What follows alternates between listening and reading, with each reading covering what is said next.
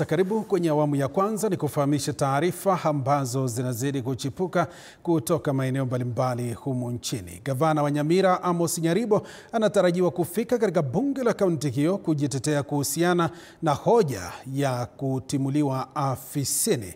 Hebu sasa mtazamaji, tuungane na mwandishi wetu Komba Alfayo kwa maelezo ya kina kuhusu hoja hii. Komba Alfayo, iwapo unanipata, usukani kwako, tuarifu. Naam, asante sana Joash Nsare. Ni asubuhi mwema ambapo hali ya anga imeweza kukubali asasi siku ya leo, lakini kama mpiga picha wangu akiweza karibu kutuonesha, ukiangalia upande wangu huu wa kushoto, maafisa wa polisi kwa kweli wameweza kujaa katika hili. Naona kwamba wengine wanaendelea kuingia kwa wingi hasa katika jengo hili la bunge hili la Nyamira. Hali tete inaendelea kushuhudiwa katika eneo hili la Nyamira.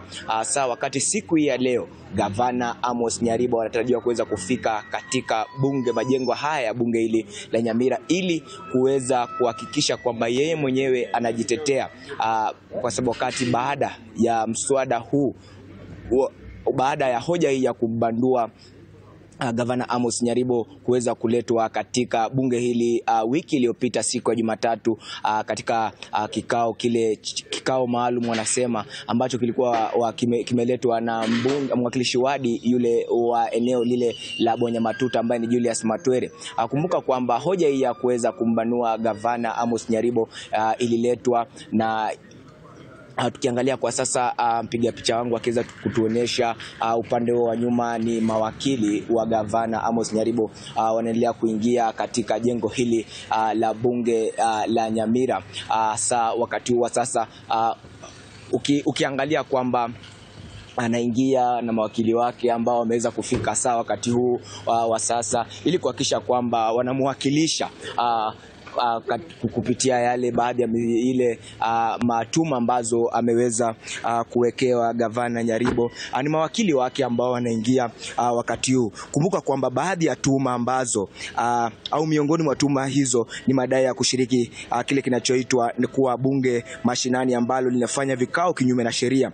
Kumbuka kwamba waliweza kupitisha bajeti, kuwapiga msasa wateule kinyume na sheria, pamoja vile vile kuweza kupitisha miswada mbalimbali ya serikali na vile vile kuweza kuwasaili wale ambao walikuwa wameteuliwa katika bodi. Ukiangalia tu ni baadhi ya mawaziri pia vile vile wa kaunti ya Nyamira wanaweza kuingia hasa katika bunge hilo la Nyamira. Na ukiangalia nyuma hapo tunaona kwamba ni maafisa polisi pia vile vile wameweza kuja hapo wakiwa wamejihami na vitoza machozi.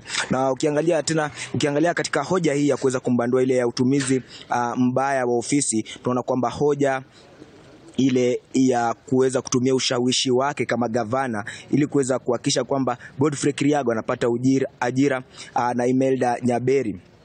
Kwa hivyo ni swala ambalo alikuwa tunalifuatilia. Kwa sasa tunaona kwamba mawakili wake wameweza kufika. Nyaribo hajaweza kufika, lakini tunaona kwamba kikatiba inasema kwamba Nyaribo aweze kufika mwenyewe au aweze kuwakilishwa na mawakili wake. Na tunaona kwa kweli sasa hivi mawakili wake wameshaingia kwa wingi hasa kuweza kumwakilisha ili kuhakikisha kwamba yeye mwenyewe huenda akaweza kupona. Ni swala ambalo tutakuwa tunalifuatilia. Kwa sasa sina la ziada, lakini kwa kuweza kuingia katika majengo haya ya bunge hili la Nyamira ili kufuatilia ni kipi ambacho kinaendelea wakati huu ambapo hoja hiyo itakuwa inasomwa, na vile vile mawakili wale wa Gavana Amos Nyaribo watakuwa wanaingia, watakuwa wanasikiza madai yale ambayo atakuwa yametolewa ili kuhakikisha kwamba wao wanaweza kumtetea kabla ya kuweza kuruhusu mjadala au hoja hizi kuweza kujadiliwa katika bunge hili la Nyamira, na baadaye